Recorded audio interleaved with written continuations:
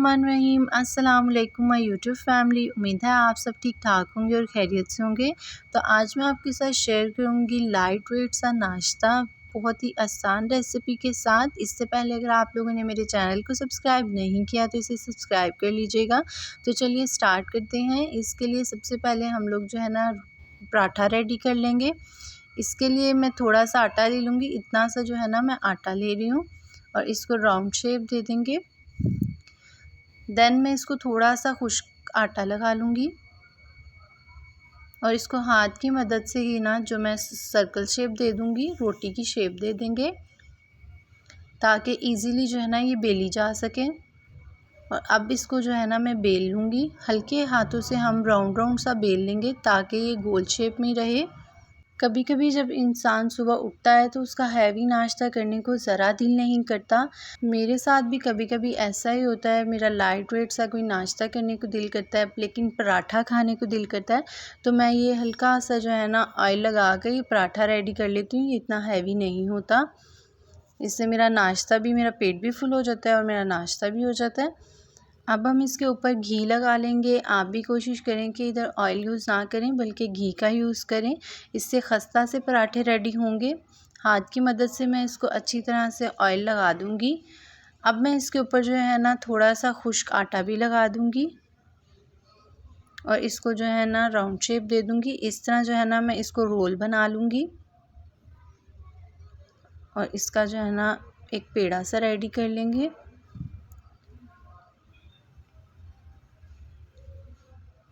तो देखिए इस तरह जो है ना मैं बाकी पेड़ा भी रेडी कर लूँगी।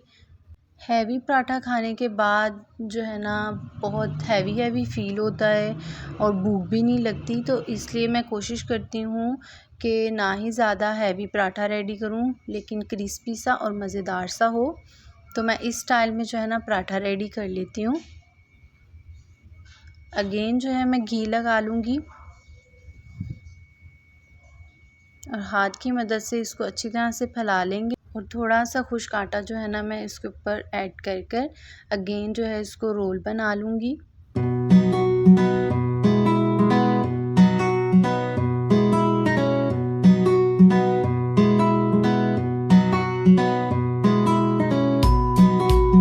अब हम इसका पराठा बना लेंगे। इसके लिए जो है मैं फ्लेम ऑन करूँगी और तवे को चूल्हे पे रखूँगी।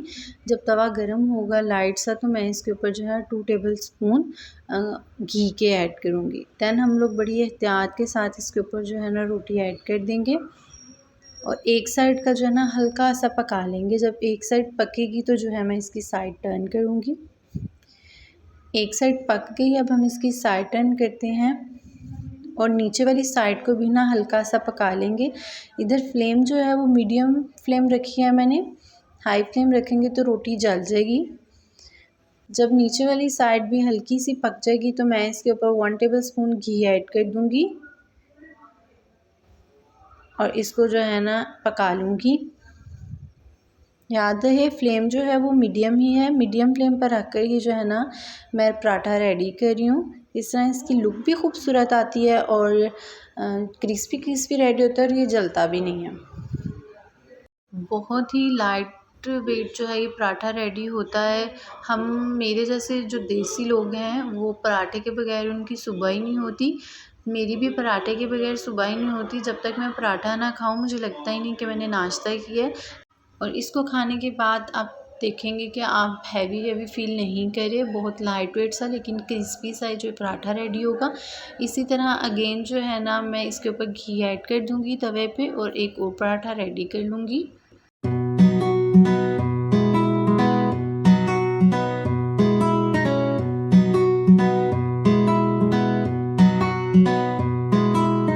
तो माशाल्लाह से पराठा जो है बहुत ही क्रिस्पी ये वाला भी रेडी हो गया। अब जल्दी हम लोग रेडी करते हैं चाय।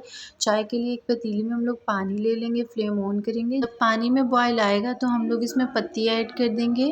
अब मैं इसमें 1 से 2 बॉयल दूंगी ताकि पत्ती का जो है वो कलर निकल आए। साथ ही मैं इसमें इलायचियाँ ऐड कर दूंगी, 3 से 4 जो है मैंने इलायचियाँ खोल के ऐड कर देंगे। जब इसमें एक बॉयल आएगा तो इसमें मैं दूध ऐड कर दूंगी और इसको अच्छी तरह से पका लूँगी।